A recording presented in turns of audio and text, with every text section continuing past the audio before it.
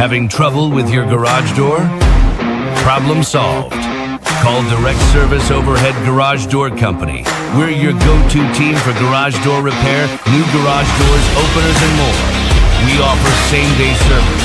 We're always ready when you need us. Best of all, you can book your appointment online or talk to a live operator 24/7. No machines, no waiting. So whether it's a broken spring or a brand new garage door, trust the local experts at Direct Service Garage Doors. Call us today or visit directserviceoverhead.com.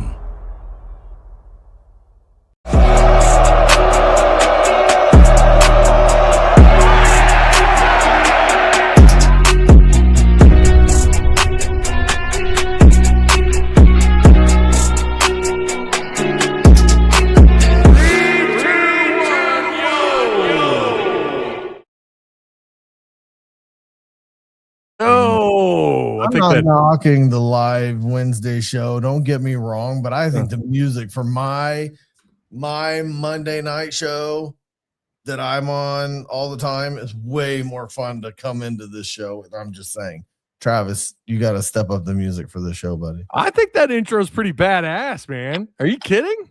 My Monday night show's better. It's better. Yeah, it is really good. They're both really good. Travis is responsible for them both.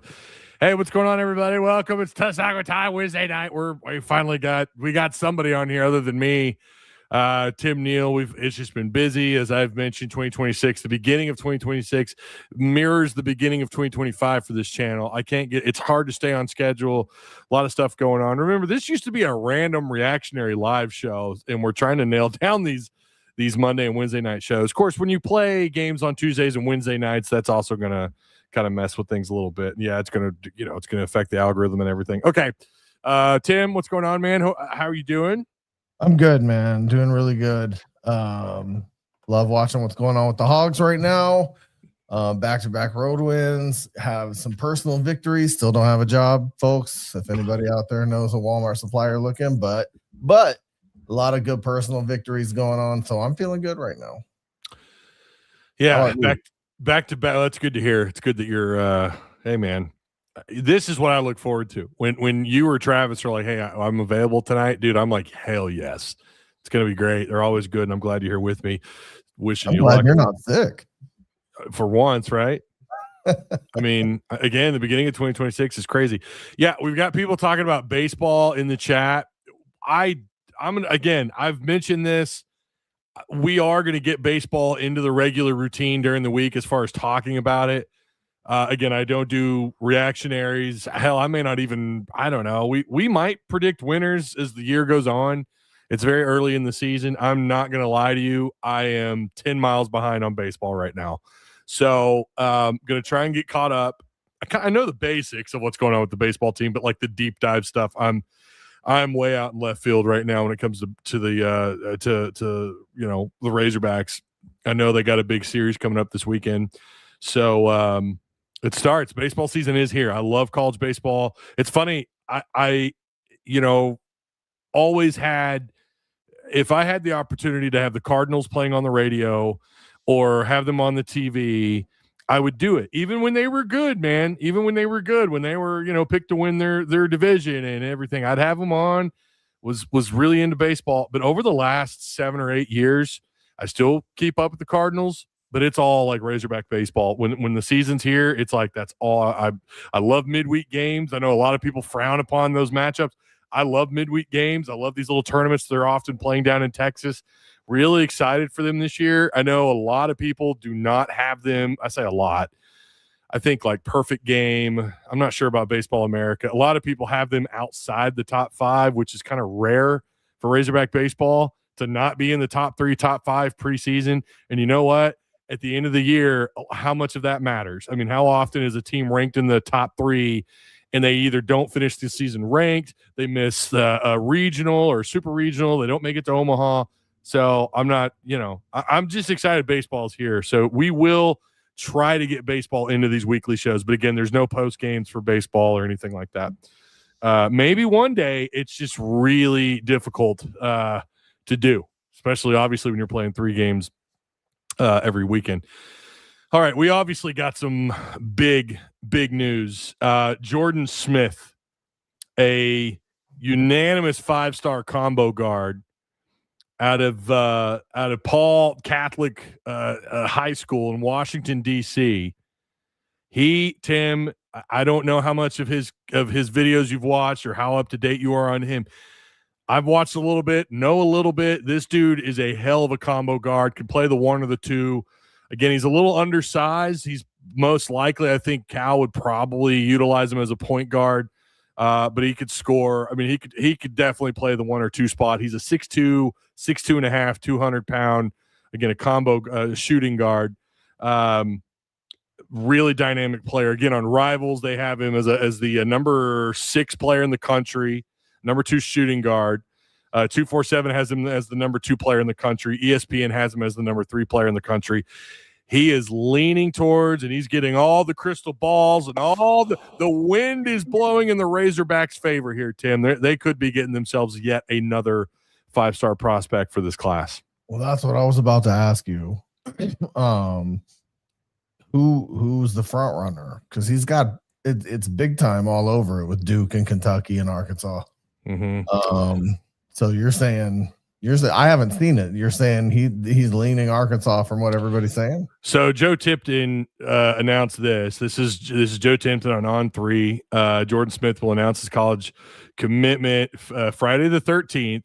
6'2" combo guard will choose between Duke, Kentucky, Arkansas, Cuse, Indiana, and Georgetown.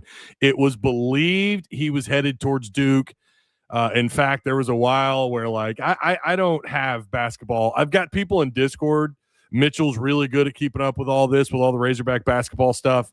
We used to have another guy that was really, kept us all up to date on this stuff too, who I haven't talked to in a while. Would get stuff before anything was hitting Twitter, would give me some good deets, right? Mm-hmm. But it's there for a while here. It looked like Arkansas was in the mix, but they were always trailing Duke. Or I say always, at least, up until recently, they were trailing Duke. And yeah, the wind apparently. Is it just me? Am I the only person who lost you? Did you? Can you not? Are you? There you go. You disappeared. Oh, the chat. That happened to chat. Did I disappear? Woo. Or is that Tim having some? It's Travis's night, so I'm having Travis's internet problems. I don't have any internet problems, but apparently it might be a StreamYard thing. I don't know.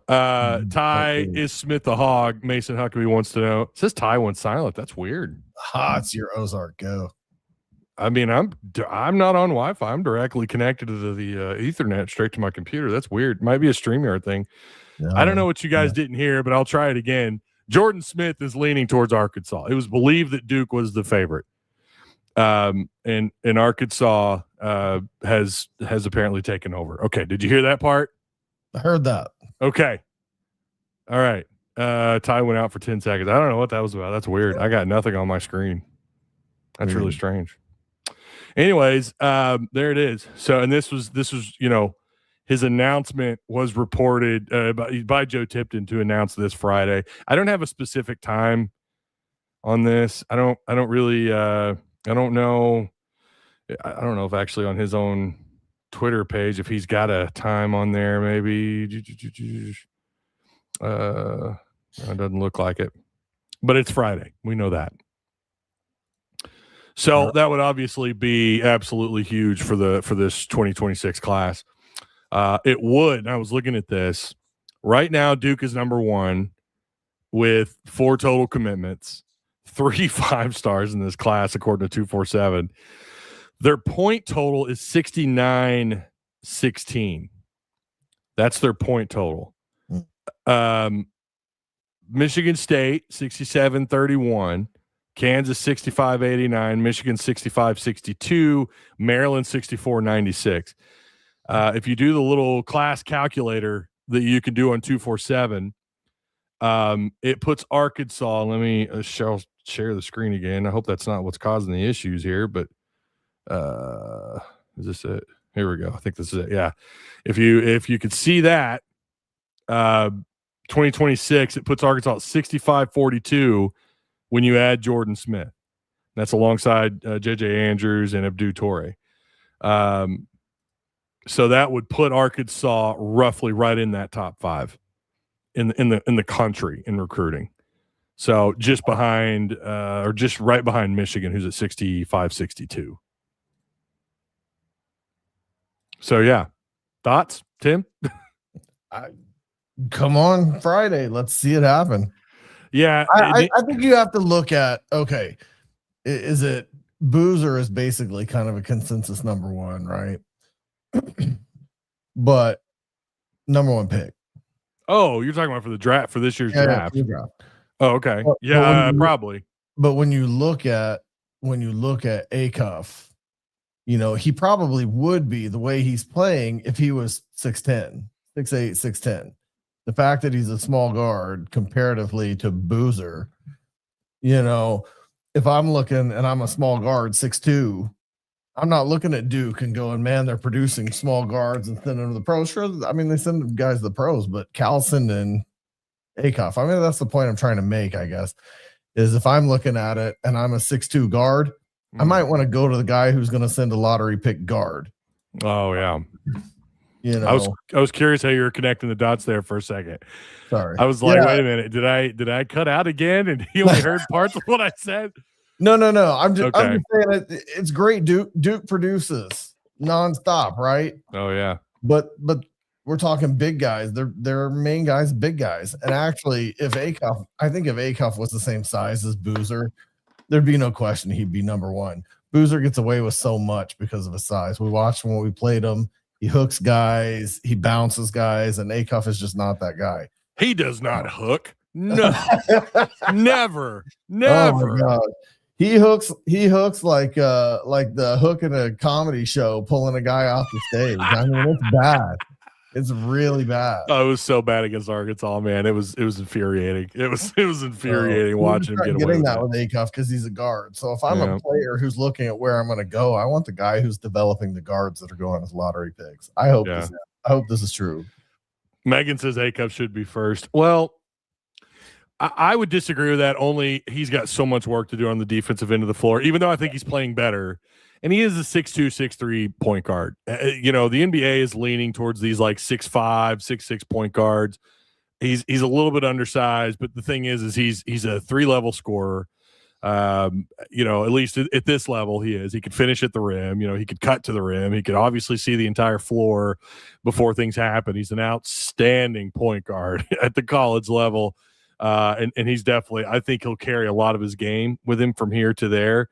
It might take a little while. He may not be right out the gate, like what we're seeing with a certain rookie this year in the NBA, who's absolutely stunning, playing at a high level. I don't know that you're going to get that kind of level of play out of Acuff, but it's kind of hard to break in as a point guard as a freshman. But I think you're right and wrong at the same time.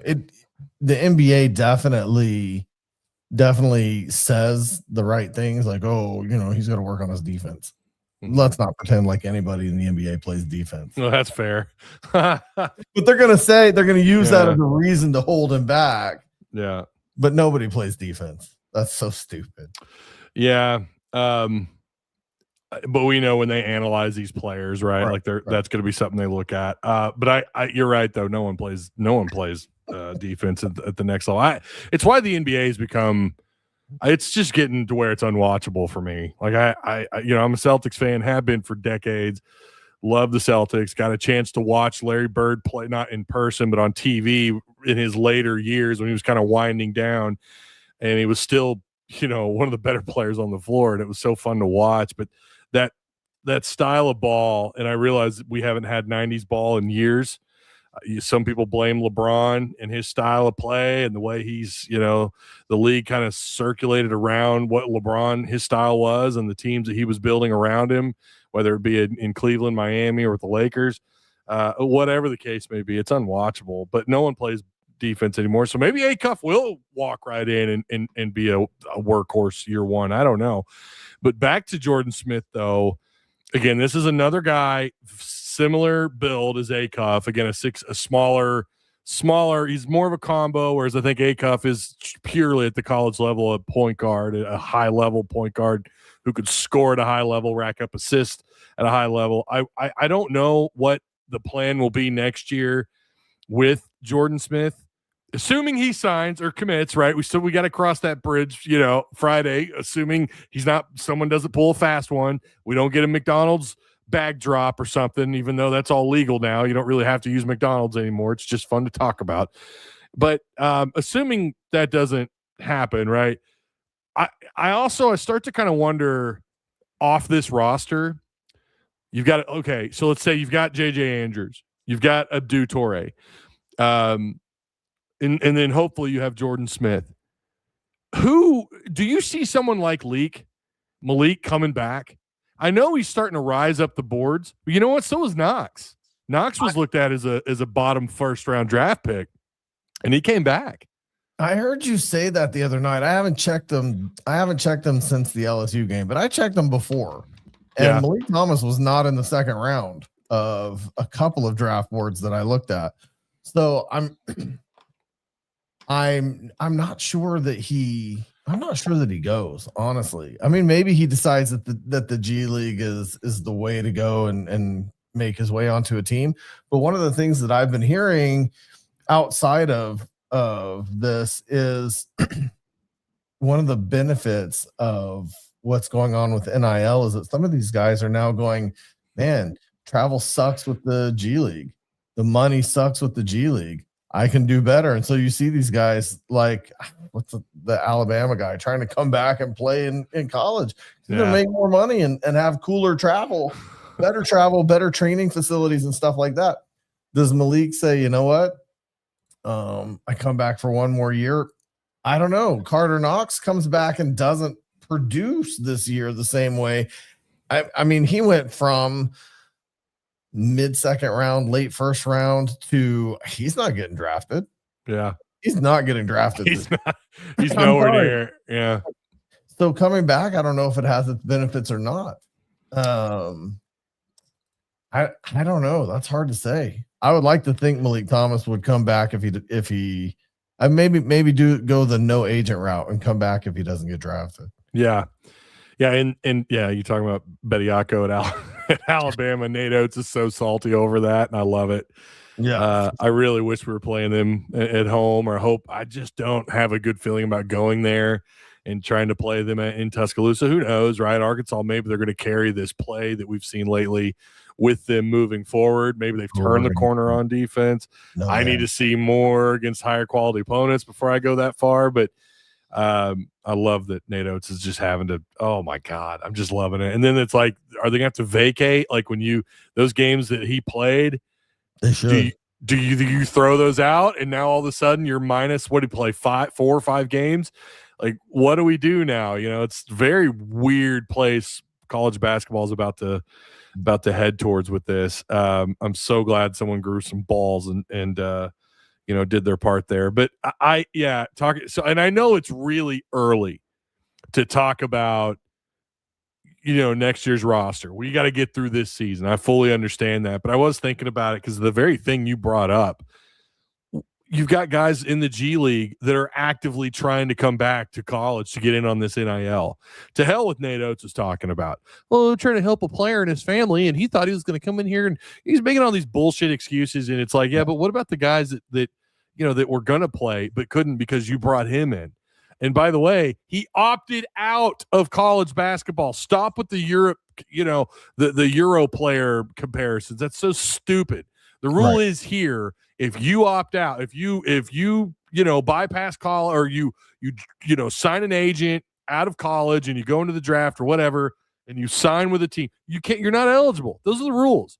And it's crazy to me that we even got this far with it. But so it makes you wonder about like the opportunities and why the hell would you go, especially Leak. I don't think right now he'd be a first round pick. I don't know where I think someone might roll the dice on him, as a round 2 guy. Maybe he's got a lot of work to do too on the defensive end of the floor. And, he had a 20-point night last night. He played really well last night. But he's got a lot of work to do. And so then that makes you wonder, Knox isn't going pro. No. Wagner's going to have another year of eligibility. And so Leak, obviously Acuff's going to be gone. Brazil's going to be gone. Pringle's gone. I think Ewan's out of eligibility. I think so. So it kind of makes you wonder a little bit how things are going right now. And again, I know we're still fighting for seeding and everything, which is going to be the next subject, or the next topic rather. But it's starting to formulate the ideas of what this roster could look like next year.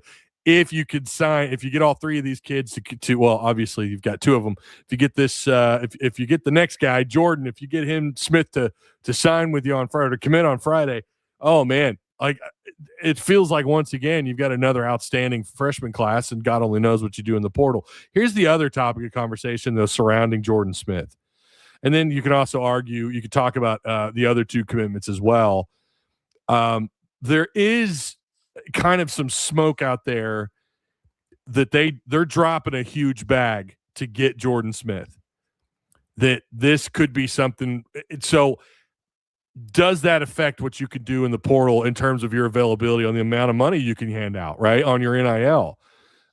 We realize it's not just John Tyson. We realize there's other people involved, but it does kind of make you wonder if there's some truth in that.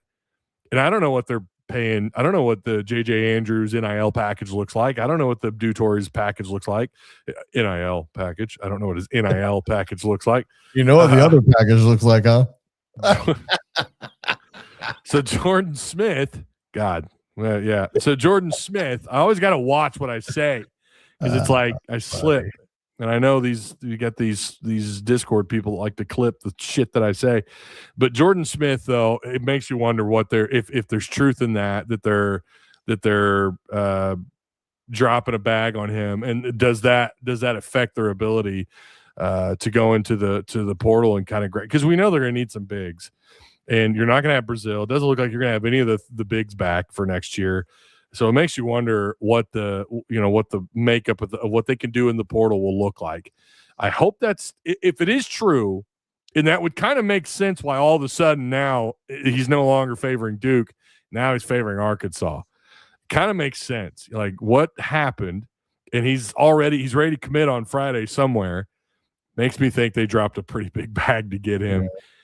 And does that affect their ability moving forward, to go into the portal? Because they're going to need bigs, man. They're going to have to get a lot of pieces out of that portal because none of these guys are bigs. I mean, these are forwards and a combo guard, 2 forwards and a combo guard. Yeah. So, yeah, I mean, obviously, money isn't unlimited. Money is an issue. It's less of an issue, it feels like, for basketball than say football. Though you're dealing with a lot less players. So, yeah. Oh, Ewan does have another year. They're telling me in chat that Ewan has another year. Good. Yeah, well, good. Great. So get him back. I'm like, I'd take him back right now. Best of the 3. So I think Brazil's the best of the 3, but Pringle I could do without. I do think what you're talking about, if Jordan Smith were to come, I think that would be the end of DJ Wagner here, though. I don't think so. I don't think he takes a backseat again. He took a backseat to Acuff. It's not working out for him. I don't think he would do it again. Would you? He's talked about, like, he's been asked about being the team player, and he says whatever I need to do for my team, for my coach. Again, I'm sure he's got a fat NIL check, and if they really want him back, I think it's going to come down to Coach Cal. I think it's going to come down to whether or not, and I know we're going to check his. I guess we're going to find out how loyal he is to some of these guys. I don't know that I'd want Wagner back because Wagner and Knox, neither one have panned out this year. If it wasn't for Wagner last year, we don't get where we were going. But he's been an entirely different player this year. Yeah, I don't know. It just seems like he fell off. And it is really weird. Knox definitely fell off. He was my favorite player to watch last year. Him in Brazil and yeah, I mean they were a part of the turnaround. It was like, we saw what they could do in March, and it helped again, like Wagner turning it around as playing the point guard and it, Boogie Flan wasn't cutting it in that system last year. And yeah, it was great. It was like Wagner. It's almost as if Wagner getting a guy who'd played under Cal or understood Cal's system coming over with him kind of helped out. It was a big deal. And it was, again, it was a big part of the reason why you were able to flip your year. you start off 0-5 in conference play, and then you get that win in Rupp Arena, and you really start to turn things around. You win at Texas, and Wagner and Knox and those guys were a part of that. And I don't know what's going on. I'll tell you what. Don't get me wrong. This is not Wagner hate. I don't want him to leave. I just wouldn't be surprised if he was like, I was the team player, but now you're gonna sideline me again. It's probably best for me to move on. That wouldn't surprise me. I'm not knocking him. I'm not saying he's bad. I'm saying he's not done the same with the opportunity that he had this year, and his role is limited, and he could probably do better somewhere else. But that's not a knock on him. I don't hate him. I don't want him to leave. I'm just saying it's not been the same. Acuff is absolutely 100% the reason for this. I do think if Acuff wasn't on this roster, Wagner would be. I'm not saying he'd play at the level that he was last year. Maybe he would. Maybe he would be better. I mean, we know players sometimes take a little bit to get going. That's absolutely. We're seeing that across college basketball right now. Like Florida, maybe their guards are starting to come around. It took them a while, but looks like they're kind of coming around a little bit. In other schools, it's kind of the same thing. Kentucky's starting to play better. Now, they don't play a game this week. They don't play until Saturday. I forget who they play. But, so I don't know. Maybe Wagner would come close to what he was doing a year ago if it was him and maybe him and Leak and Acuff wasn't on this roster. I don't know. But I think this is 100%. 90%, I think it's Acuff. Acuff has cut into his time as the point guard. I think that's just a spot where he needs to be. He doesn't look natural when he's out there when Acuff's on the floor. Like, he just feels lost. So, yeah, moving forward, it's going to be interesting to see how they play on both ends of the floor. Are they going to get Wagner and Knox back? By the way, I don't know if we even have an injury update on those two yet. I don't know if we've gotten anything on that. But also, did you see Ewan, by the way? Did you see the blood spewing from his forehead last night? Yeah. I wonder if he's going to play. I think he will. I know this goes back to high school. It's very different. But in high school, I had a guy come down, his elbow hit me, and it caught my eye socket right here. And it just split that sucker open, and I looked like I had been shot in the face. I had so much blood everywhere. I think he'll be fine. Hopefully they get him back. He got a concussion from it, but Acuff is top 10 and probably number 1 as far as being a freshman. I've never seen anything like this before. What do you mean top 10? What do you mean, Fish? Top, are you talking about draft pick? And probably number 1 as far as being a freshman, or all time. What are you talking about? I need specifics here. Top 10 college player. I'm down with that. I think I did see someone shared something in Discord that had him right outside the lottery. Had him at the 15th. I don't think he slides out of the lottery. I really don't. I think he's a lottery guy. Mobley says DJ's a team player. He is. I hope that he comes back and plays at a better level. But again, I don't know what their plans are for the point guard. Are they going to go into the portal, or are they going to is Smith going to play the point next year for him? I don't really know. Let's see. Top 10 in Razorbacks history says number 1. Oh, okay. Top 10. Absolutely. Number 1 in Razorback freshman history. Yeah. I can't name another one. I can't either. There's guys before my time that I didn't watch. Historically, I think Arkansas didn't rely on freshmen that much, right? Well, I think there's a time when the status for a while. Yeah, status quo was freshmen did not play. Right. I think that was the status quo throughout college basketball for decades, and then I think there might have even been a time where they had their own little league or something where they played a separate. It's the sport has changed quite a bit over the last 50, 60 years. I know that much. Yeah. So, but you go back to a Brewer, Marvin Delph. You go Todd Day, Lee Mayberry as freshmen. Corliss, obviously, you won a natty with him as a freshman. He Joe, wasn't a freshman, was he? 94. Was that not his freshman year? 94? Wasn't he a two? I don't think so. Was he not? Was it the year before? I thought he was a freshman that year. I thought he was a freshman the year before, and then we got Darnell Robinson, and Darnell Robinson came in and said, we're going to win a national championship. Maybe that's what it was. Yeah. Well, okay. I could have sworn he was a freshman. Corliss was a sophomore. Okay, well, there you go. That's what I thought. Yeah, Darnell Robinson that year. How much NIL do you pay for a guard for 1 year? Well, I'm sure Acuff got paid quite a bit. Hey, make sure you guys like, share, subscribe. God dang, I could have sworn Corliss was a freshman. I don't know. I was 9 years old when they were playing, but I watched Todd Day, Lee Mayberry. Like that was when I started really watching, but I didn't understand the sport quite like I remember always asking my dad, like, what was the difference between a freshman and a sophomore? Like, what does that mean? And he was like, well, it's one more year. Corliss broke his foot as a freshman and missed a lot of games. Oh, wow. Okay. I do not remember that. That whole time was just like he had 3 seasons at Arkansas. So the second one, we won the championship. The third one, we were runner-up. Yeah, I remember that. So yeah, he was a sophomore. I remember those games back-to-back. Thought they were going to win back-to-back titles. But Joe Johnson was a really good freshman. He was a one and done. I think Acuff will go down as probably the greatest freshman at Arkansas. I think so. I think that's probably I feel like it's almost a given at this point. So speaking of Acuff, we have something I found pretty interesting here. This is from Hogs Stats. So speaking of Lee Mayberry, every Razorback player to get 499 points and 150 plus assists in a season. Lee Mayberry, who was my favorite. I have a picture. I think I was 6 years old or something.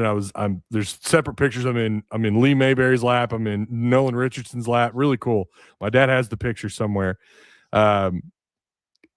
Lee Mayberry, 508 points, 183 assists as a sophomore.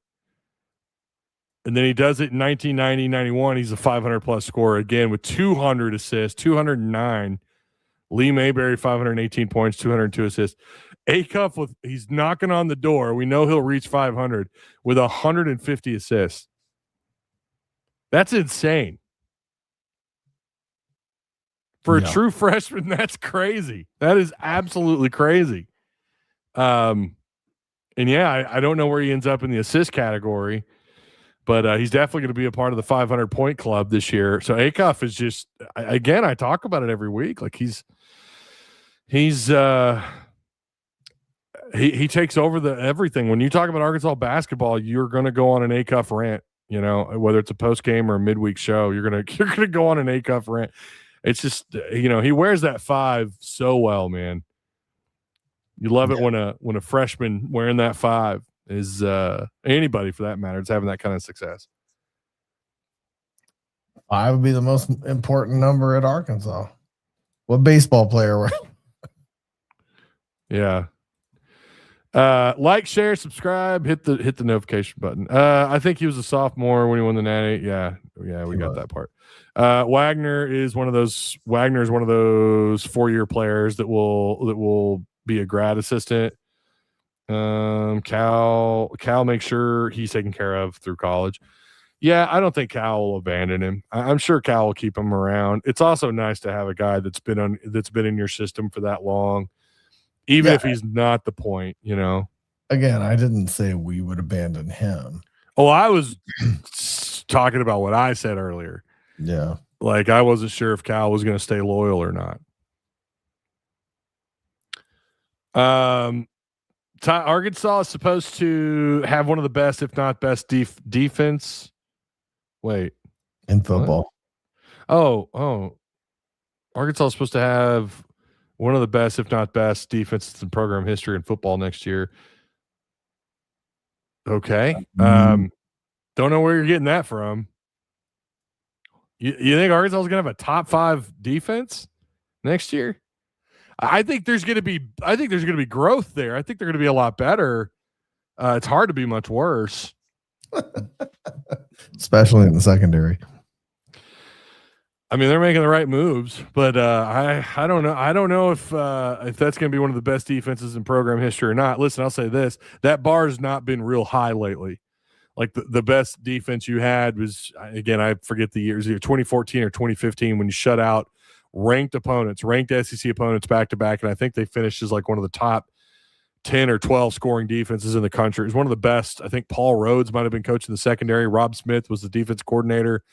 I'm pretty sure those coaches in those years I get a little mixed up because, Paul Rhodes, who I think was formerly at like Iowa State or somewhere, but he came in and he coached I think he coached the secondary, and Rob Smith was the defense coordinator. Like, we really thought we were cooking, and then the next year they fell flat on their face. Like, but still, like, I would love for them to be at a higher level on defense for sure. But you've got to listen. We thought we were cooking last year, right? Like, they made some moves in the secondary, and it ended up being the worst we've ever seen. Yeah, how many times did we hear we got height and we got 22 miles an hour? Yeah, and they're all 6'2", and it turned into they can't cover anybody. Yeah, we'll see. I don't know why they're talking about Theo Vaughn in chat, but okay. Golden Corral, something about Golden Corral. Trying to scroll up here, find something relative. Just more. Scotty Thurman was the best player on that team. Scotty was. I mean, he better than Corliss? He wasn't better than Corliss. He made the shot. Arkansas was the bottom last season. Yeah, they were terrible. I think they're going to be better on defense than they were a year ago for sure. Yeah, I think that, but it's nothing's guaranteed. Nothing is guaranteed. If they show up to the game, they'll be better than they were last year. Yeah, I mean, they'll be ranked better. So, okay, he's it's because we have Ron Roberts and we have a really good D-line, great defensive ends, good linebackers with the secondary and that stuff. Got some dudes with sub 4.40s. Yeah, I don't know, man. There's Ron Roberts we're going to find out a lot about Ron Roberts this year. I mean, he was at Florida. It's hard to pin blame on him a year ago. I think at times Florida fans would tell you their defense was the best part of their team, despite the fact they were still just overall very average, definitely falling short of the Florida fan expectation for their Gators. But I don't know anybody, and I've talked to a few Gator fans about Ron Roberts. None of them wanted him back. And that's usually not a good sign. And two of those were before he even left Florida. That I was talking with someone about. They were excited that they're gonna make some changes, and they're excited to see Ron Roberts leave. But that's typical. The same thing came from Memphis fans about Silverfield when Silverfield left Memphis. Like, a lot of their fans were like, oh well, thank God we don't have to deal with him. Yeah, you had some pretty high success with Silverfield. Don't act like you didn't. So some of that is just fans coping. I get it, but like Ron Roberts, I don't know that he's the home run hire. I hope he's as good as you think he is. I don't know about, got some dudes with sub 4.40s. Yeah, they got a little bit of speed. I hate to say it though. That's like 80% of the league. Everybody's got speed in the second or on defense. I don't know what to make of their defensive ends outside of Quincy Rhodes just yet.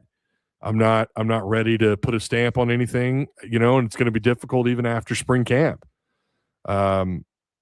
There's potential. There's potential everywhere. Get back to me in a couple of months once spring camp's over. Really, are you excited? To go.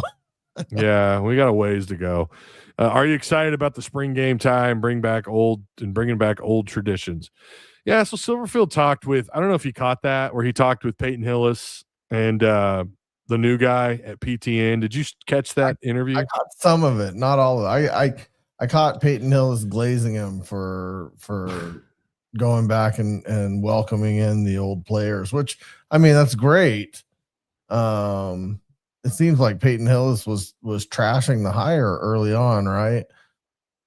Yeah, no, he didn't like it. He didn't like it, and then suddenly he's like, "All right, you reached out to us all. I'm in love with you. You're my hero, and I want to grow up and be you one day." Thanks for bringing all the old players in. Yeah, I mean, I saw some of it. I didn't see the part about the old traditions, though. I didn't see anything about the old tradition stuff. Yeah, I know he's excited about them bringing the players back, getting them more involved. I really like. Okay, great, cool. I think it's good when you get old players involved. I just, in the grand scheme of things, well, what was happening was wrong, right? What was happening was guys were being denied access. That's wrong. Yeah. I saw that on Twitter several times. People saying, just wanted to come, to the locker room and, tell the guys great job or whatever, or cheer them on. And they wouldn't even let me in the facility. That's wrong. Yeah, that's wrong. Your former players shouldn't be denied access to the facility. Yeah. So that I think is a great correction. I mean, what that does for the program, I don't know. But he did say, and we don't have clarification on the spring game yet, but it is going to be open to the public. They are going to have a spring game. It's going to be a mix. So we don't know if it's going to be like 1-on-1s, 1-on-2s. What the mainstream is now is 1-on-2s. That seems like what everybody does. I would prefer 1-on-1s, but I understand why they do 1-on-2s. But we want fans want to enjoy. They want to see best on best. They want to see the ones on the ones and just what they're capable of doing, right? And that's where I feel like that's where fans get a better idea of what these players are. But then at the same time, so do other teams. And there's this big deal. There's this big, thing about everything's got to be secret now. And I don't know if this started with Nick Saban or Kirby Smart. I know Pittman brought a lot of that over from what Kirby Smart was doing at Georgia, and they want to do everything. Stealing everything. They want to do everything, not everything, but a lot of things behind closed doors. It's just like cutting off access to the media. The media can go to practice and then go to the media room, but they're and that's fine. That's what everyone does. But then they're super selective now, more so than ever, about who can even go, who could be credentialed. And I don't understand it. Like I truly don't understand. Like once someone sees you play once, they've got a pretty good idea of who you are. Like that's it. It's like 1 or 2 games, especially now that we're kind of doing away with the chump schedules now. You're not always going to play a shitty team week 1. You play a tough opponent week 1. Everyone's going to know who you are. You're opening up your playbook because you have to. So I don't understand the secrecy. I don't get it, but it is what it is. That's something I would like for him to address more of, even though he has said he's going to try, and it seems like he's trying to be friendly to the media. But he's got to have him on his side. He knows that. Silverfield knows he has to have the media. The media is and can be, especially local media, propaganda for the University of Arkansas. And not everyone goes along with it. They can't keep those of us, this channel, other channels, they can't keep me on a leash. And, I'm not going to say that's why I lost my credentials. I don't know if that's why I say lost my credentials. I still have access to the Zoom calls, but I can't go to practice. But it wasn't just me. It was several other people who you would think would get access that are not getting access. And I just think that's silly, but not just for me. I don't care about me, but some of these other people I heard that lost access, it was like, what are you doing? Why don't they have access? But, they need the media on their side, and he knows that. Silverfield knows that. And, they have a responsibility. They got to sell tickets. They got to sell merchandise. They've got to, they've got NIL to facilitate, and they're going to do everything they can to put lipstick on a pig. We don't know how good or bad this team is. We really don't. We have no clue. This could be even worse. It could be 10 times better. Who knows? But I hate to say it, like everyone, when you get really hyped about your team, just know there's someone else, especially in this league, who's thinking the exact same thing you are. They think they've got guys that are running 4.3 40s. They've got guys that are bench pressing 550 pounds. They're squatting 605. They're running 4.29 laser 40s, by God. So everyone is trying to get better. I would just say wait until after spring camp to really start to formulate any idea of what this team is moving forward. But yeah, no, Silverfield, he's been accessible to the media. I can't believe how often I'm hearing him. He's talking to PTN. He's on the radio. He's on Chuck and Bo. He's on the Buzz down in Little Rock. He's everywhere. So yeah. Can we maintain that yearly for one and dones? Oh, that's okay. Never mind. Talking about 1 to 3 million for NIL. Peyton Hillis wants Hogs to win, and Hillis didn't like the Kane Archer situation. We've talked ad nauseum about the Kane Archer stuff. Like, I think eventually coaches didn't think he was good enough. I don't understand. Yeah, maybe Archer will come home one day. I don't know, but right now I just want this team to win. Guys, do me a favor. Algorithm kicking our ass. Make sure you like, share, subscribe. Please share the content. Share the Twitter, the X post if you guys would. Tuss Talk with Ty. As long as Silverfield stays away from stuff like Club Dub, he'll be okay. Yeah, he does have a saying, and I already forgot what it is. All in. All in. That's what it is. All in, yeah. Yeah. In. All in or you're out. Yeah. You're all in or it's a no-go. Skipping back to basketball really quick. Right now, if you look at Lenardi's, I had it up here. I don't know where it went. Oh, here it is. He's got Arkansas as a 6 seed. 6 seed, I heard, yeah. What do you think their ceiling is? Like, just for you, if you had to, and I realize we don't know Lenardi's thoughts. We don't know the selection committee's thoughts. But do you think they slide up more? Do you think they have a shot at getting up to maybe a 4 seed? No, I think 3 or 4. 3 is probably the ceiling, honestly. I look at the end of the schedule. Should beat Auburn. Hold on. Let me make sure I'm looking at the whole. Okay. Should beat Auburn. Probably won't beat Alabama. Wish we would, but at Alabama's a tough. Even if they're not good, it's tough, and they are good.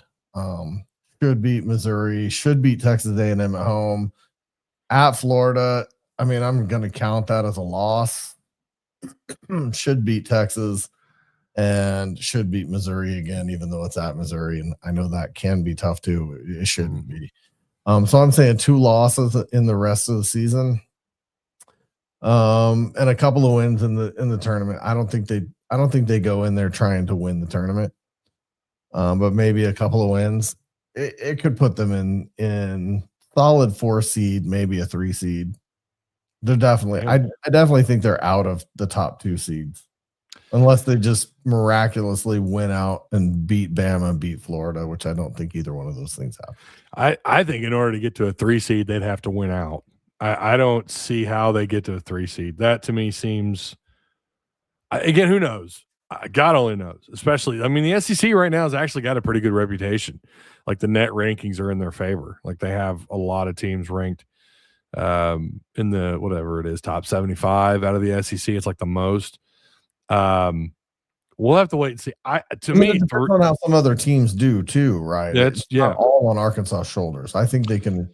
I don't think they have to win out, but there are some other pieces that'll have to fall. The good thing is, like you said, Saturday, Florida.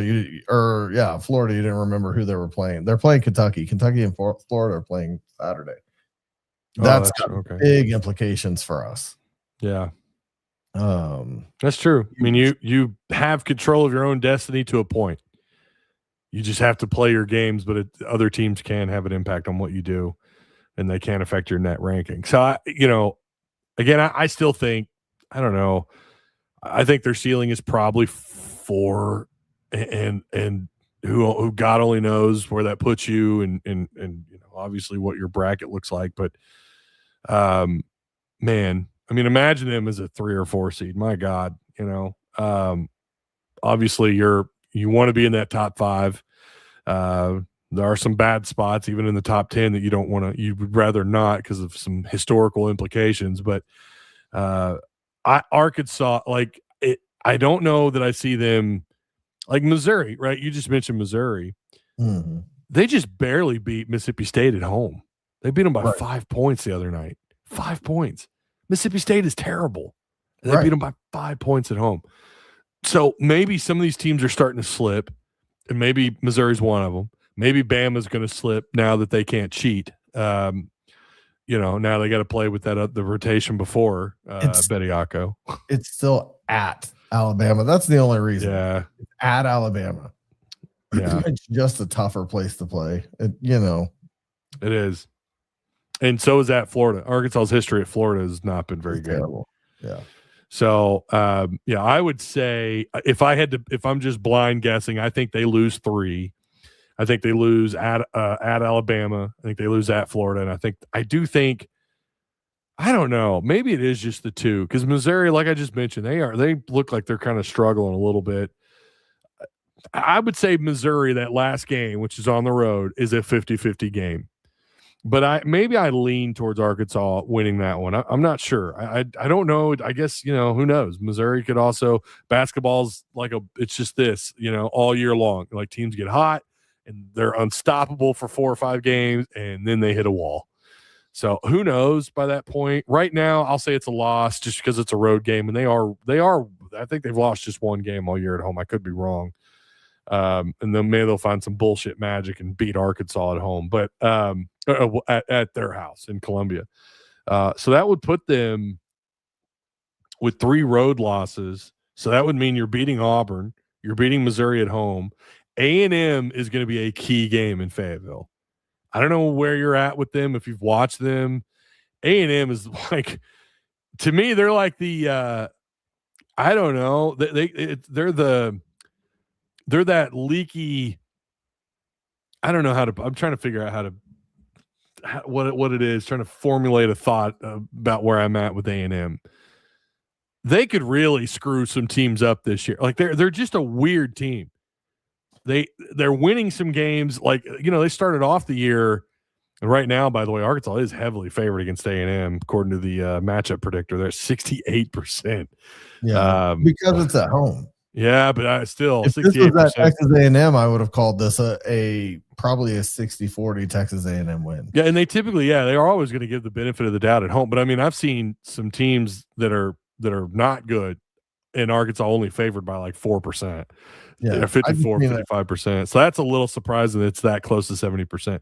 But no, A&M though this year is they're 7-3 in conference play. They were they had that really nice streak where they went from when they played Jacksonville, they went 1, 2, 3, 4, 5, 6. They won 6 straight, went to Tennessee, barely lost that game. And then they went on another tear where they won 4 straight games, beating Texas on the road, beating Georgia on the road when Georgia was playing at a pretty good level, beat the hell out of them 92-77. And then they turn around and they of course lose to Bama and Florida on the road, or Bama on the road, Florida at home. Florida beat the hell out of them, and I think a lot of that is because Florida is starting to figure it out. Again, their guards are starting to play better. They are starting to look a little better. So, God bless, man. I don't know what to think of some of these teams, but I would take Arkansas over A&M right now at home or a neutral floor. I would take Arkansas over A&M. I think it'd be a struggle if it was at A&M. Yeah, I think so too. I think you're right on a neutral floor. I think at home we take them. But they are an interesting team. They do play. They play fun basketball. Actually, if you watch them. What? Who's that? A&M. Yeah, they do. They play really fun ball. They're another SEC team that can score at will. 90. What is it? 90 something points a game. 92, I think. I mean, they're they've turned into one of the best, highest scoring teams. And that's not just, someone said in chat, well, yeah, they're just now getting into the meat of their schedule. Okay, I'll give you Florida. At home, they only scored 67 points. But Florida, at their ceiling, that's a Final Four caliber roster. If their guards figure it out, and it looks like they're starting to, that's a really good roster. And I said that preseason. I was a little bit surprised at their struggles this year. Not really with Boogie. I think we all kind of thought Boogie might not come along, but or be anything special. 8 points a game now. He's slowly starting to figure it out. But okay, they lost to Bama on the road. They scored almost 100 points. And Bama's defense isn't very good. Okay, fair enough. They scored 92 on Georgia, 92 on South Carolina. They scored 82 at Tennessee, and they scored 88 at Auburn. They did a lot better than we did on the road at Auburn. Team is the best defensive team in the conference. Who? Tennessee. Yeah, Tennessee's a really they only allow less than 70 points a game. Yeah, they're physical, and them and Florida have some similarities, especially with their bigs. But yeah, so I wouldn't say like A&M is an interesting team. A&M to me looks like a team that really could go far into the tournament. Like they could surprise people depending on where they're seated at. Could surprise some folks. Who knows? It might come down to Florida, Arkansas, and Texas A&M going the distance in the tournament. But anyways, get back to what I was saying though about Arkansas. I do think their ceiling is probably a 4, and that is absolutely balling out, only losing a couple of these games. And like you said too, we also have to watch these other games. Auburn is a really big deal on Saturday, Tim. Before we get into that though, I did want to get your reaction because we haven't done, I don't know, have you been on since we played Mississippi State? No. Okay. So these last 2 games, Arkansas is averaging about 90 points on the road at Mississippi State. They beat the hell out of them 88 to 60 something. 60, yeah, it was 20, that's right. And then they just beat the living hell out of LSU 91-62. Give me your thoughts really quick and then we'll get into this Auburn matchup.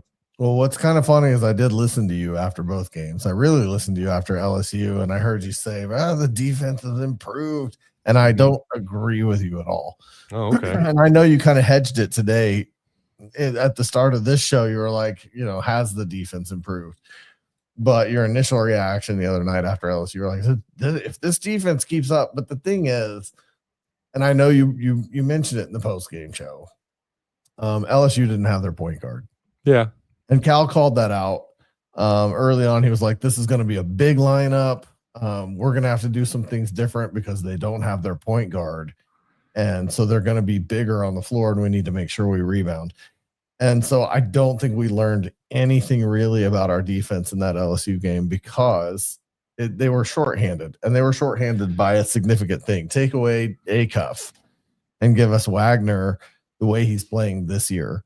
And it's just a different game. It's just a different ball game altogether. I mean, that's true. I mean, come on. Of course, that's the case. I'm not saying he would have made a 30-point difference, but I'm saying, did our defense really play better when? Yes, they played better. I don't know. Yes, absolutely, they played better. Look, and I understand they didn't have their star freshman, their point guard. I get that. It's not like Arkansas walked in there 100% healthy. I mean, no matter. We didn't lose key people. Well, no, we didn't. But Knox at times this year has been really good on defense at times. Not only that, that's another body you're pulling off the bench to give your guys rest. If anything, the fact that they're playing that many more minutes and they still played every single shot under the rim felt to me like it was contested. The open looks outside, there were a few, and there are always going to be a few, no matter how good your perimeter defense is. But they were definitely closing a lot quicker, getting hands up. Sealy surprises me with his defense a little bit. Sealy has been, so it's actually kind of surprising that Sealy hasn't played more given the way he's playing. Yeah. And I think they called that out on the broadcast and said, is he possibly going to work his way into a role here because he's actually playing better than you would have thought, having not really played all season long. Yeah. And his defense has, like, Sealy has, I think he's going to offer that moving forward. His defense is going to be a lot. I think it's going to be better. It's going to grow. What is Brim talking about here? He's telling me stop the cap. What am I capping about, Brim? Or are we talking about A&M? He's talking to you, or is he talking to me? He's talking to me. He says stop the cap, Ty. I think he's talking to me about A&M. Okay, really quick, Brim. When I said Kentucky was going to I picked Kentucky to win the league, you were saying the same thing, Brim. You're my guy, but right now, who's half a game behind in third place right now in the SEC? It's Kentucky. Who did I say would likely, if I had to pick my top 3, who were they? Florida, Arkansas, and Kentucky. Look at the top of the league. Brim, I know ball. Let's not go there. I know ball, man. A&M has surprised me. They do play well. Their offense is very electric. They are really fun to watch. Mm-hmm. I think it is true. Their non-con wasn't exactly great.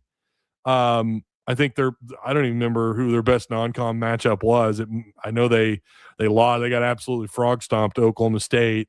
And and I think I remember maybe SMU beat them, but yeah, all right. And they beat the hell out of Florida State. Outside of that, they didn't play anybody. They lost to UCF, a team that Vanderbilt went down, and I watched that game. Very impressed with Vanderbilt. They beat the crap out of UCF at home, and UCF for a while there was playing a very high level of ball, and Vanderbilt went down there and took care of business, complete belt to ass. A&M was the opposite. Of course, that was I think that was a neutral floor if I remember right. But A&M in SEC play, okay? If listen, they're scoring a lot of points in and outside the SEC. Really solid guard play, can move up and down the floor well. They're kind of the complete picture on offense. And right now, I don't know, like, their defense. I haven't watched them enough to say whether or not I like their defense. Their rebounding is probably average. They're probably somewhere floating around the top 125 in rebounds. Their ball movement is electric, man. I don't know what their assist rank is. I think it's got to be pretty high. They move the ball a lot. They find open spots, and they can clear lanes, man. I mean, A&M is fun. I would take Arkansas, though, to beat them inside Bud Walton Arena. And I would take Arkansas to beat them on a neutral floor, like if they play them in the SEC tournament right now. But that could change, right? We all know this. Basketball, it's a weird sport like baseball. Baseball, it's because of all the damn analytics, all the different things you could change, in a baseball game. Basketball, it's just simply it's effort, it's matchups. It's where the guys shooting around before the game really well. Was their shoot around really good? Like, basketball is just a weird sport in and of itself. But I do think A&M. I'm with Tim. A&M is a high scoring offense, and they could be dangerous in the tournament. Their defense, what I've seen, I think they're better than Arkansas was defensively, but I don't know that I would compare them. Definitely would not compare them to a Tennessee or a Florida on defense. So that's where I'm at. So what he's talking about, I've got further down that chat. He says my ball knowledge is. No. What he's talking about is what he's talking about. He actually said it underneath. He said our ceiling is not a 4. The teams above us got to play each other. Oh, so he's not talking about A&M? He's agreeing with me that a 3 is possible. Oh, he's agreeing with you that the three's possible. Yeah. I don't know. You guys are more optimistic than I am about that. I don't know. We're gonna do it. I'm just saying it's possible. We have the ability to be a 3 seed if we were to win the right games. Yeah, and the people above us lose. The feeling is probably a 3 seed. I'll tell you how I think they get there. And again, a lot of variables. I get that. This equation is complicated because other teams are the variables to the equation and who they beat, and who they lose to. The quad ones and whatnot. I think for them to get to a 3 seed, they could lose. I think they would probably need to win either at Florida or at Bama. I don't think you have to win them both. So I'll take back what I said. Only if you then go deep into the SEC tournament, which I know normally does not have a big impact. I don't know that we even know what they're thinking before these tournaments, before the conference tournaments, but I think it would require them probably going deep and playing for the SEC championship, maybe only losing 1 or 2 of these games in regular season. Maybe you could afford 2. I don't know, because if you can go all the way, and maybe if that's the case, then maybe you've got to win it. I just think you got to win at a high level here, and that might include sweeping Missouri, which is going to be difficult, taking care of business against A&M inside Bud Walton Arena, which I think they can do.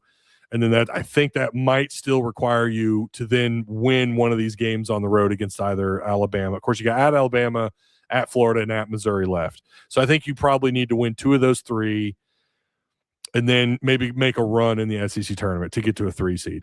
I feel like that's a long run right now for Arkansas. Maybe it's not completely out of question, but for me, it's just a 3 seed is way up there for me. Like 4 seed, I could maybe see. But I think right now the 4 and the 5 is about where I would put them at the moment. Again, Lenardi has them in a 6. I've seen several brackets. I realize Lenardi is not the most accurate, but there are several boards that have Arkansas at a 6. I think I thought I saw one that had Arkansas at a 5.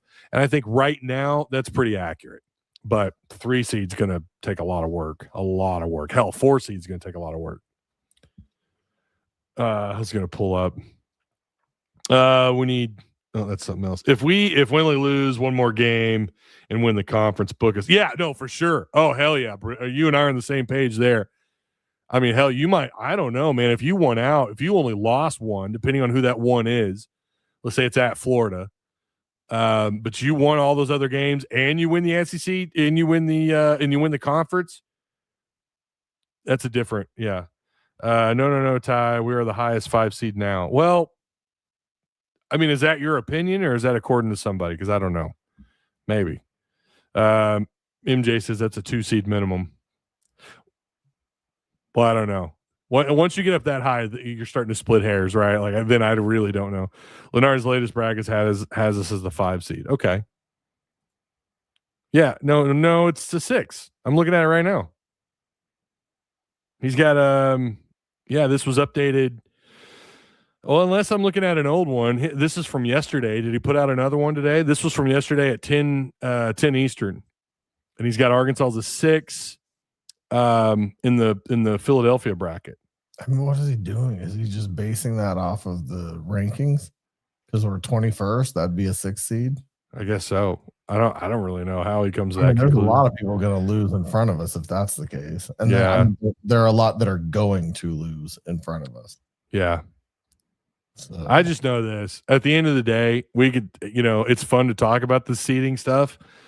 I think Arkansas likely ends up as a 6 seed, only because I don't have a lot of faith in them still, even though they're playing good on the road. Now, again, you and I are going to agree on this.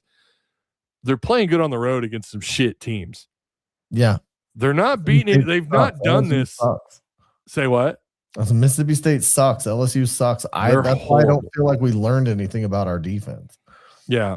So I don't. You don't learn anything about your defense playing garbage teams. Well, I disagree that I think they're playing better. I'm not saying they're going to keep this defense moving.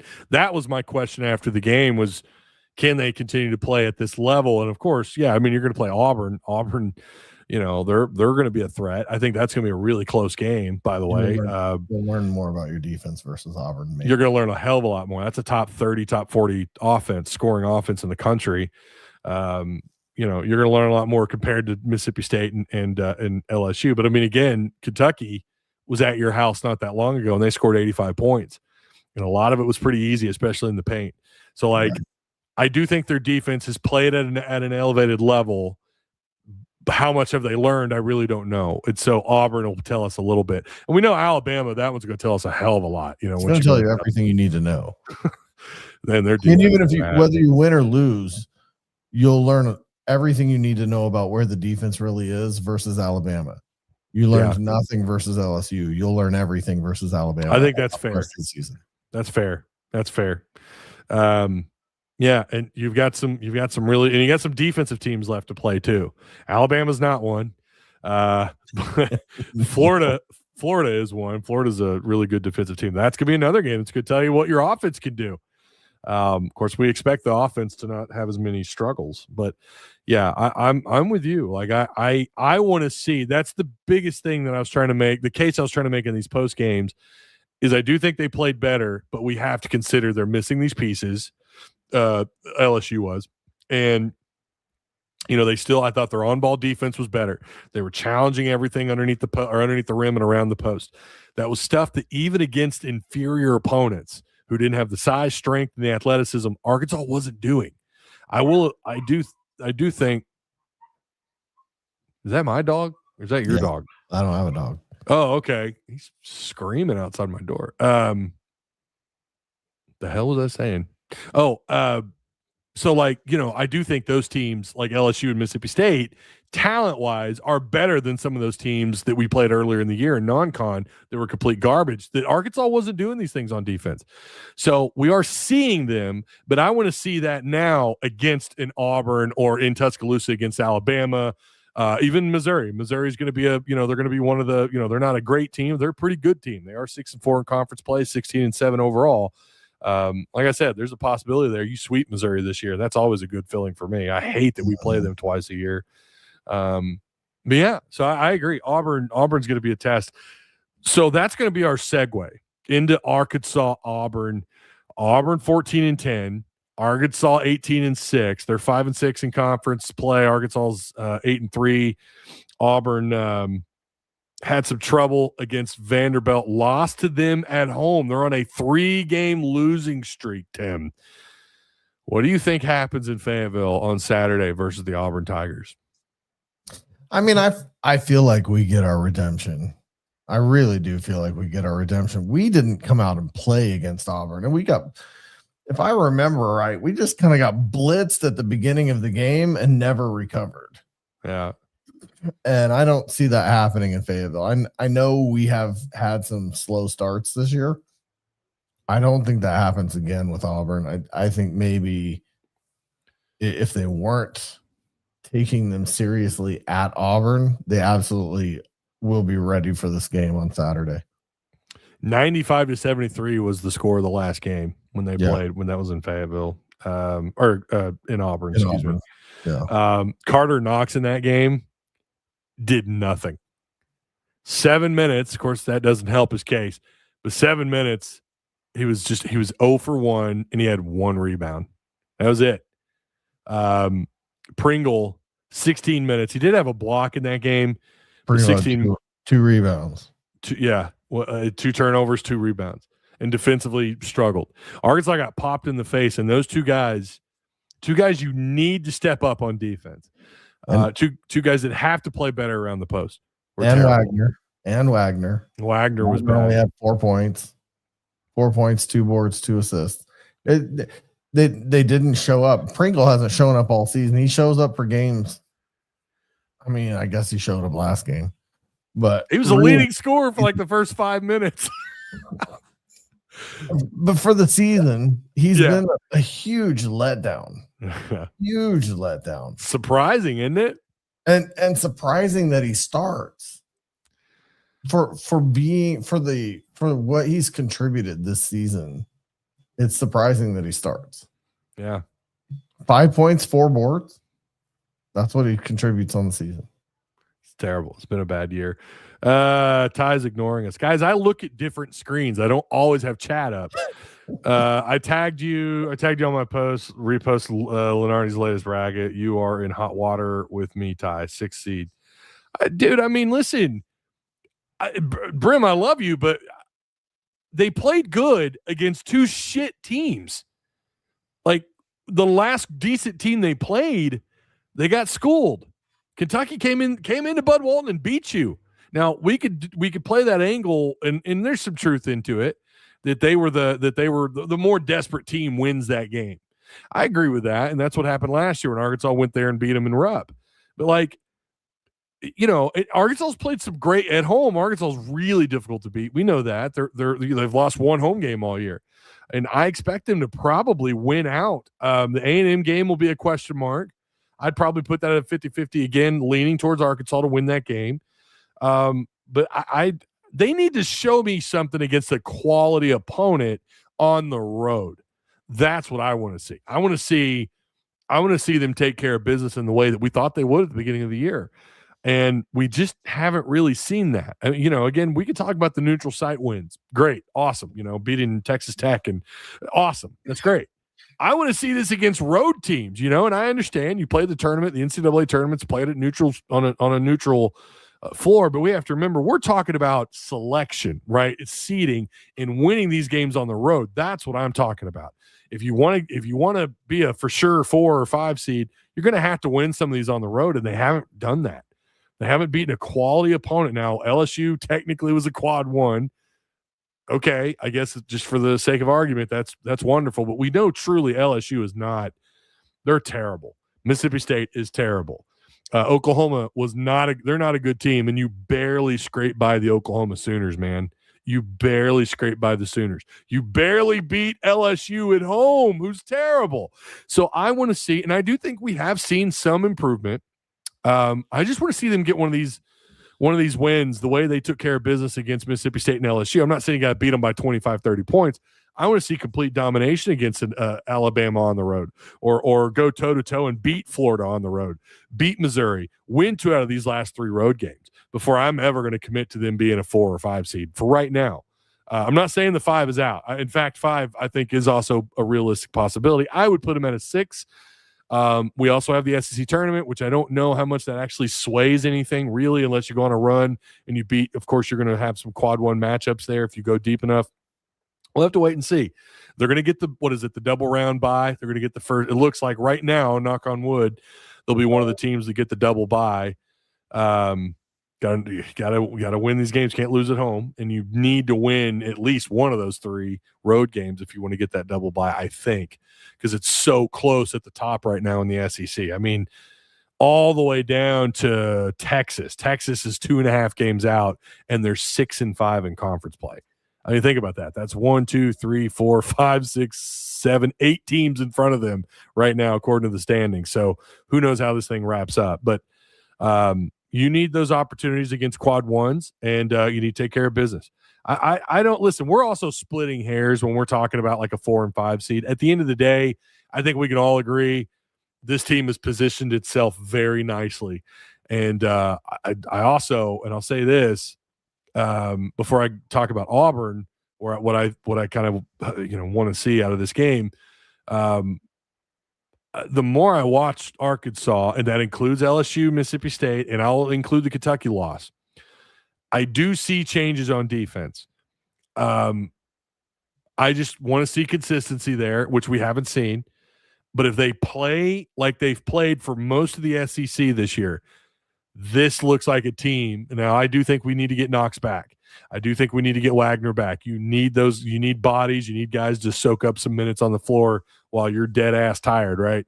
We got guys that are huffing and puffing, holding their, they got their hands on their hips, and we're only 6 minutes into the damn first half. You need those bodies, but they look like a team that could go on. They're starting to look like a better tournament team than where I thought they were at a few weeks ago. If you remember, what was I saying over and over? That's the most one and done looking ass team I've seen. They're great on offense with no defense.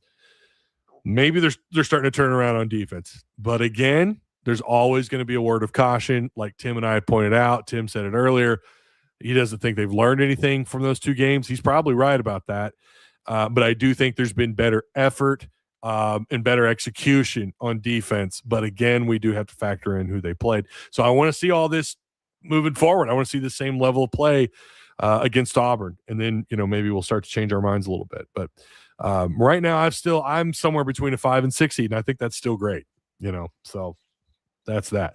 Ty is very okay. All right, no, let's not say that, Brady. Come on. I remember looking at a very lopsided score, but you're right. Vanderbilt came back. Wait, against who? I don't remember. Who's he talking about? No. I don't know either. Well, OU was up by 13 with a few minutes left. Oh, yeah. Let's see. The good thing about the last 2 wins is they didn't play down to their competition. That's a really good point, actually. That's a really good point. They didn't. They that's the one thing we were also. That is fair. Travis was pointing that out. One of the shows, like, why are we always playing down to these teams? Like, we should be beating these guys by a lot. Should have beaten Oklahoma by 15, 20 points minimum. Yeah, 50-50 at home. Tire water's only getting hotter. Yeah, I saw that. I don't know, man. We'll have to wait and see. Damn, I just seen a video of the LSU band calling the Hogs at the game yesterday. What? Are you serious? Yo, tag me in that. I'll play that on the show. I'll play that right now. Are you serious? They were playing the I don't know. They held okay, so someone's tagging us on Twitter. I don't know. They held this is Hornet _24. They held LSU to 30% shooting at their place. I don't care who you're playing. That is good. Shaking my head, says Hornet. Hornet doesn't like that we're not all in on that LSU domination. Yeah, I'm sorry, but I mean, sometimes you got to say everything. You know what I mean? Like, they have to agree with you across the board. I do think I was excited about the defense last night. I really was. I listened to you. So I mean, it's not like I was bashing them last night. I debated getting on the show last night. I debated getting on there and going, calm down, Ty. Calm down. I mean, again, though, I think where you and I differ is like, I know you watched them earlier in the year. What they were doing last night, they were not doing earlier in the year. They weren't trapping guys. They weren't, the hands up, corralling underneath the post. They weren't late getting to their spot on defense, defending someone out in the perimeter as often. They were actually getting there on time. The on-ball screens weren't. They were switching better. Like, I thought they just played better defensively. It's not. It's not that I don't think that they did those things. It's that I don't think they were pressured to have to do those things. They were against such an unquality opponent that it made it look like, oh, they're getting out there and they're coming. But the opponent was so bad that it wasn't. I think when you see Alabama, it's going to be different because they're going to have to be fast to that. Well, yeah. Where against LSU, they didn't have to be in order to look good. Do you understand what I'm saying? The difference, like, I see what you're saying. They look better than they needed to look. Yeah. Where Alabama, you're actually going to see, are they actually getting out there faster? Are they actually late to their spots? They're going to be exposed, or they're going to be a better defense. One of the two against Alabama. You're either going to get exposed, or you did actually learn something and you are playing better defense. We'll see which one it is. I tend to think that they're going to get exposed against Alabama. Listen, Alabama is going to expose anybody. What I'm arguing, I think you and I are arguing two different things. I'm talking about execution. I'm not saying the result is going to be the same when they play Alabama. The difference is execution. They were actually They were actually getting to their spots better and corralling underneath the rim. Have not seen them do that this year. I don't care who you're playing against. We're arguing the same thing. What I'm saying is, I don't know that their execution was so much better, but that their opponent made it look better. Maybe you'll find out. We'll find out. Well, I mean, listen, Alabama is going to expose anybody. Yeah, I mean, Auburn's going to expose you more compared to who you've played lately. I'm just glad to see them actually doing those things where that's an effort. Like, I don't care who you're playing against, man. I know you played high school ball. I played high school ball, football, not basketball, but execution is all coaches ever. They wanted execution. They wanted you to execute and have effort. That's what I'm talking about on defense. But that's going to help you. Execution against a bad opponent it doesn't require as much to execute against a bad opponent. And so I don't know that the execution is as good as what it looked like because the opponent was so bad. I understand what you're saying. But I'm saying maybe that execution looked good because the opponent was that bad. I hope the execution was actually that good. I know at the end of the day, you can put a hand in a guy's face and he can still make the basket. And you were there. So you're either there or you're not there. But whether the basket goes in or not, but at least you executed. You did your part.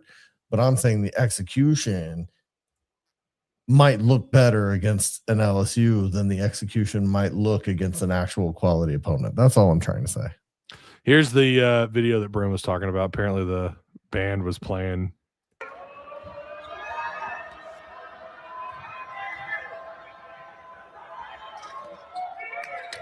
Oh my gosh. Holy shit. Love it. Oh God. They were calling the hog. Oh. I mean, they're, not doing it well, but oh, I love that. Brim, thank you for the tag, man. I appreciate that. Oh my God. That's perfect. Oh my God. Hey Ty, I just said that maybe the execution isn't as good as it looked, and now I'm all of a sudden the Roll Tide fan here. I mean, I'm an Alabama fan apparently now. Thanks, Camo, but that's not what I was saying. I'm saying we're gonna learn whether they got better or not. Camo says this ain't the same Bama GD, Tim. I don't think he's wrong. Alabama is not as good as I thought they would be. I thought they'd be a lot better than 6-4 in conference play this year. Okay, but what's important about this Alabama team? I mean, yeah, they score. They score a lot of points. And we're talking about defense. We're talking about, is our defense improved? You'll find out when you play a team that scores 92 points a game. Do you think they hold Alabama under their average? I sure hope so. I would think we would, but it's going to be a shootout. It's going to be. It probably is going to be a shootout. It's going to be up and down. I'm really two teams averaging 90 points a game. It better be a shootout. Yeah, but I'd like to see us play some defense and actually prove that we've gotten better at defense. They rebound extremely well. I mean, they're also a really good rebounding team. I say extremely. They're like a top 30 rebounding team. They score at a high level, but their defense is worse than Arkansas's. They give up 83.5 points a game. I mean, it's bad. I've watched them play a little bit this year. They are really bad on defense. They just, you talk about being out of position and just getting, rickrolled straight to the rim. I mean, they just look bad on defense. It is so undisciplined. I think it's going to be an up and down game. You never know too, though. Like, I don't know how many times we think that over the years, and it ends up being like a messy like game. 60 to 50. Yeah, turnovers galore, and it's ugly, and yeah. They do get a lot of offensive rebounds. They get 12.5 offensive rebounds a game, which is a place that we have to put a lot of focus into. Yeah. I mean, they gave up 20-something offensive boards last night to LSU.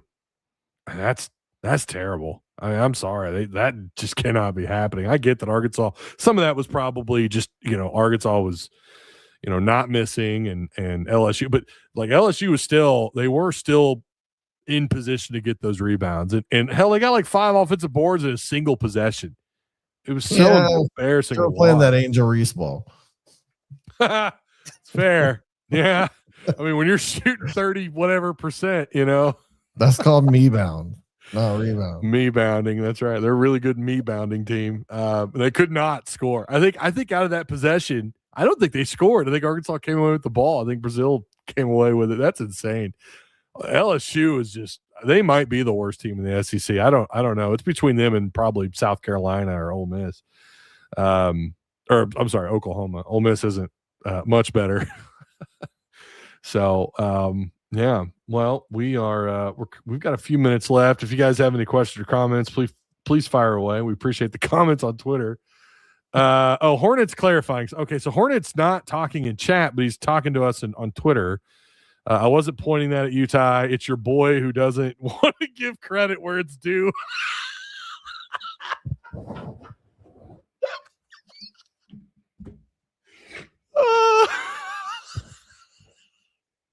Oh man, you're catching it tonight, Tim. Well, I am too, though. Brim's been on my case. Brim is like pessimistic view. Y'all holding for our hoop ceiling, dude. I said 3. I said 3 was the ceiling. How is that pessimistic, Brim?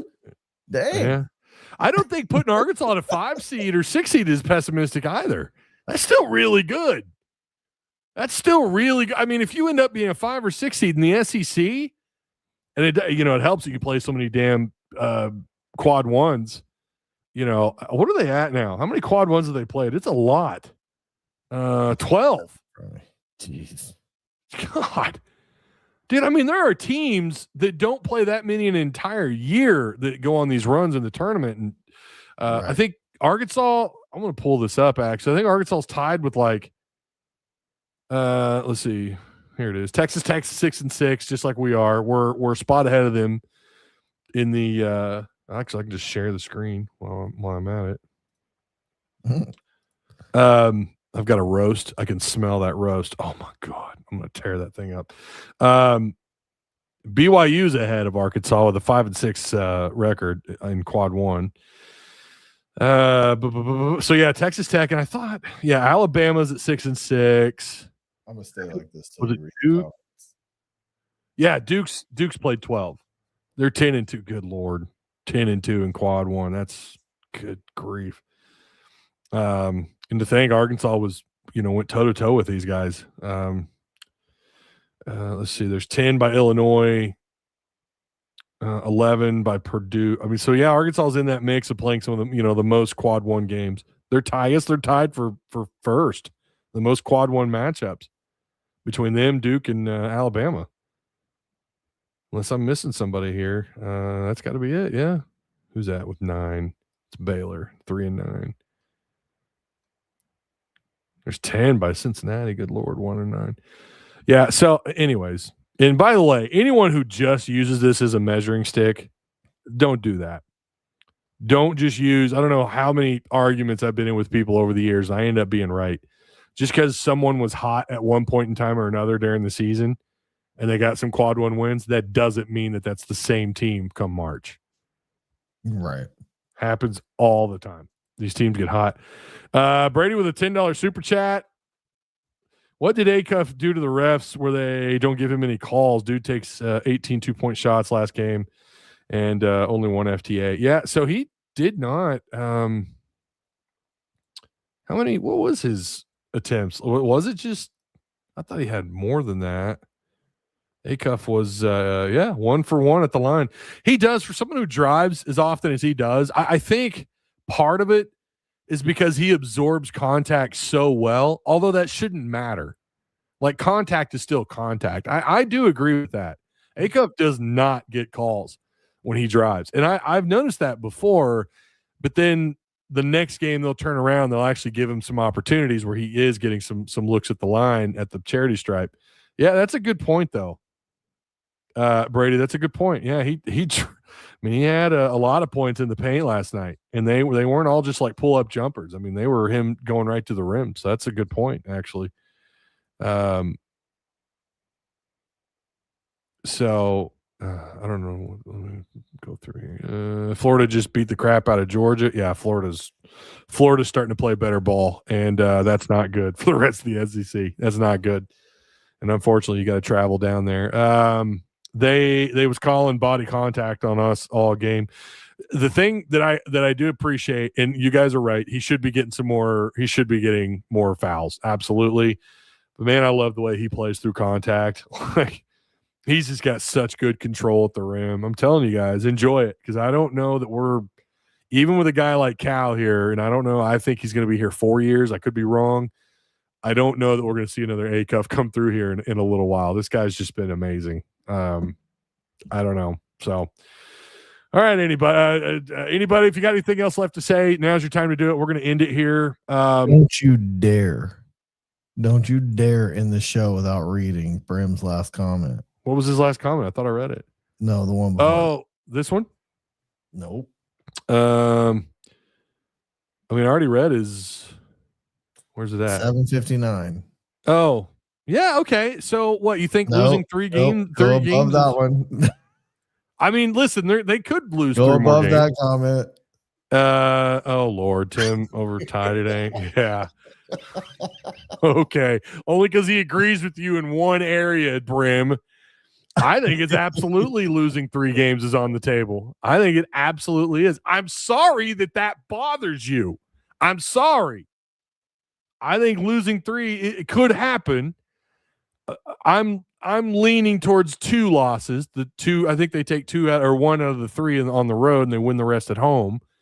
But 3 is certainly on the table. Again, with how we've seen this team, Arkansas, play at times, especially on defense. So, yeah there you go.